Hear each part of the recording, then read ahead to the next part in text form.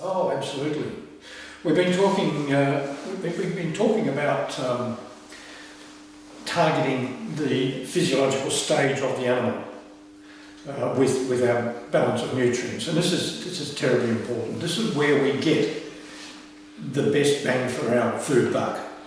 The more accurately we can target the animal at a particular life stage, the more the animal will respond, and the cheaper your feeding program will be, and the healthier the animal will be.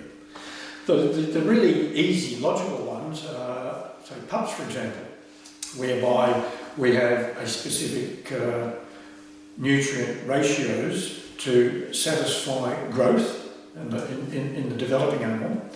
And the reason that we do that is because in that early stage of a pup's development, the use of nutrients goes firstly to bone development, secondly to muscle development, and thirdly to fat.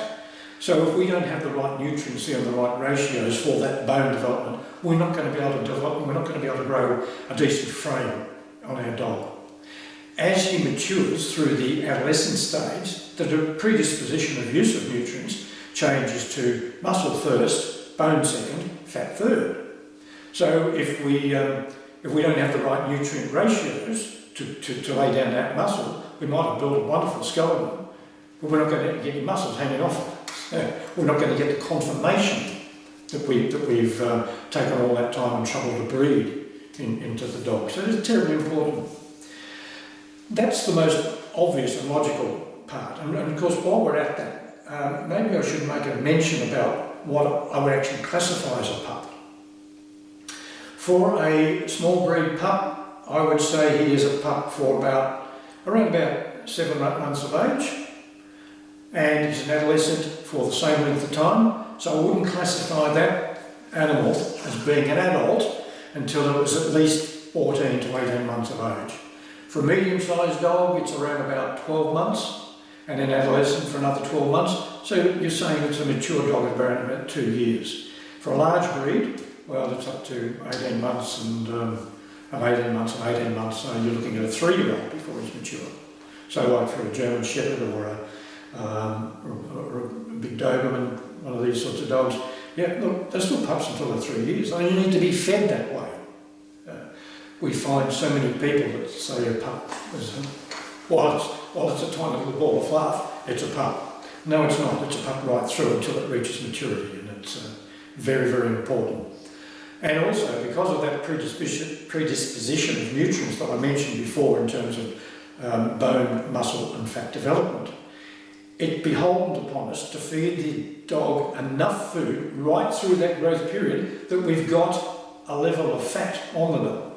If you haven't got it, if your pup doesn't have some fat, then you don't know that you're meeting the needs for bone and muscle development. So it's terribly, terribly important to make sure that you've got good condition. Now, I'm not saying you want a roly-poly obese over-the-top pup that's wider than it is long. That's not what I'm talking about.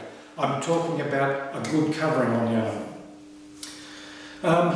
As we go through age, once we get to maturity, then most adult diets suit most adult situations, except for when you get to things like protection services, high-stress situations, police dogs, dogs that do some training, all that sort of thing. These are dogs that are working hard. They need more, and we certainly provide food that is specifically tailored for that sort of activity, whereby there's a much higher energy requirement and you've got a lot of rebuilding of muscle to do as a result of all the work that you're doing. As we get older and the dog becomes more sedentary in its lifestyle, then we change ratios again, because the dog doesn't have to replace all of that tissue.